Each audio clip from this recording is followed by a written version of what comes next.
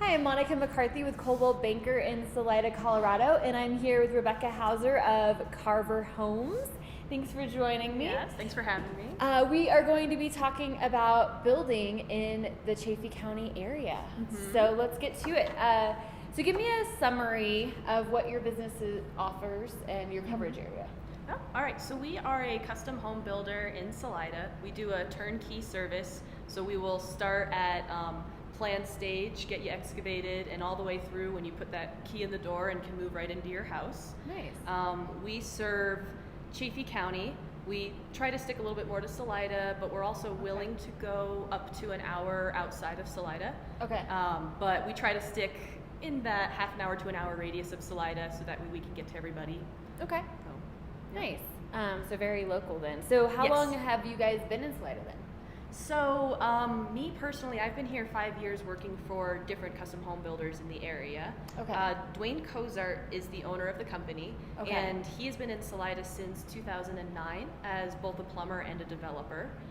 He comes with experience from Phoenix, Arizona, where he started Karver Homes, doing custom homes in Phoenix. Okay. And he then opened Karver Homes here in Salida. He closed it down there and opened it here in actually just this past November of 2018. So the company is very new to the area, but both Dwayne and I are not new to the area. We've been here and been doing this for a while. So you're coming here with your expertise. Then. Exactly. That's awesome. Yep. And then, so why did he choose Salida? Well, Salida's just a wonderful place to live. Everybody wants to make it work here. And the housing market has really been exploding around here, as you know, from your business end. Yeah, So definitely. there's this huge market, but we still find that, and there's a lot of contractors, but everybody's still booked up, even a couple years out. So there's still not enough builders for how big the need is. So it seemed like there was still a place for another custom home builder. Yeah. And there's a lot of smaller companies, but not a lot of bigger general contractors who have actual project managers, and it's not just the owner who's also doing all the hands-on work. So we're trying to have a slightly different business outlook as far as offering a little bit more client services than a lot of the other guys can.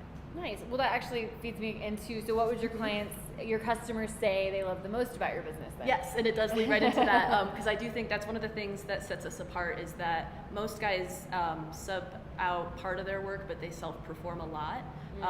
We have everything in the field is 100% subbed out. So we do not self-perform any of the actual hands-on pounded nails or anything like that, which allows us more time to work with our clients and Gotcha. spend time with them. And so there actually is a project manager in the office, always able to answer a phone call and Nice. help out. And actually respond to and phone actually calls. respond to phone calls, Which yes. unfortunately is not always the case with Right. some people in that industry, right? Right, yep, So- they're well intended, but when they're out there building all day, Yeah. it's hard to get back to emails Totally. and phone calls. So, Absolutely. So Well, we're a little different in that way. That's great. Yeah.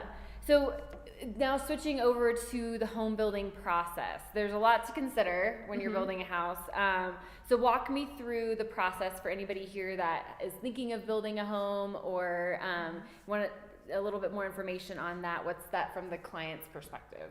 So typically everything could change in order, but typically people are finding land first, so they're going to you first. Okay. That does not need to be the case. If you came to us or a home builder first, we would help connect you to different realtors as well as different architects.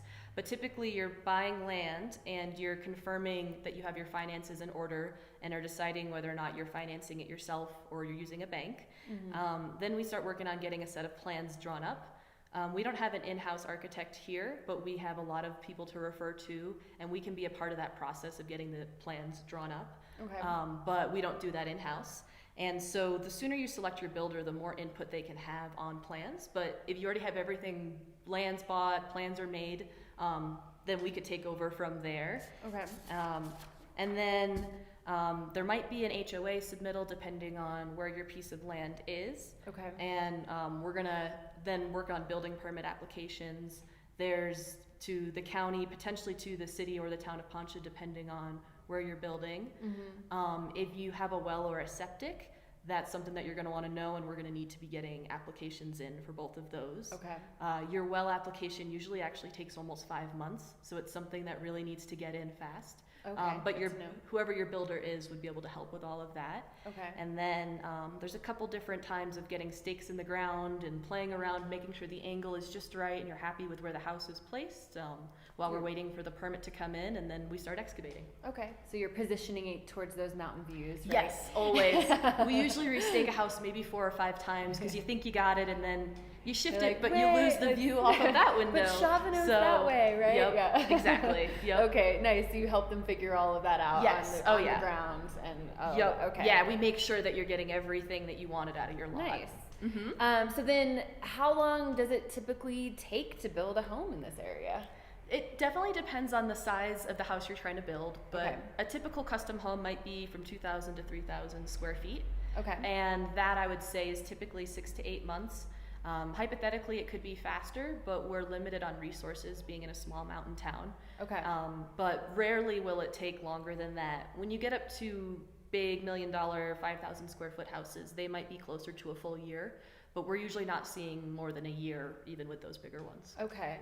So that's from the day you break ground to when Correct. you can turn the key and get in there? Is that kind of Correct. what you mean? Okay, Yep. gotcha. Mhm. But Yep. there's also some preparation Yes. prior to breaking ground, Yep, right? Okay. correct. Yep, and I would say that a lot of times it'll take anywhere from a month to 3 months to get your plans drawn up. Okay. And then the building permit application, once you get it submitted, usually takes 3 to 4 weeks. So add 3 to 4 months on top of our 6 to 8 months to build. Okay. So you're looking at a little over a year with planning included. Okay, that's good to know. Mhm. So if someone is planning to build in this area, what kind of tips and advice can you offer them? Definitely start looking for your builder right away, even if you don't have land. A lot of guys are Okay. booked out 1 to 3 years. So even if you're still trying to fine tune where you're building or what you're building, getting on their schedule is going to be a really critical thing to do. Okay. And you don't want to have to be paying taxes on a piece of land for several years if you were ready to start building right away. That's true, right. So okay. make sure you're finding your builder.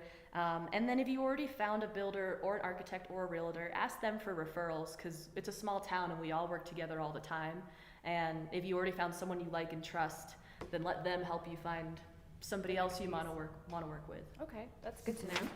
And then, so if somebody is planning to buy vacant land, a lot of people who are wanting to move here realize I need to buy some land to get my foot in the door. What recommendations do you have? Any tips, or people should avoid anything like that for vacant land? Well, a flatter piece of land is definitely less expensive to build on. Okay. There's added engineering and dirt removal and replacement when you start getting into hills. Not that you can't build on a slope, but it's going to be less expensive if you find a flatter piece of land. Okay.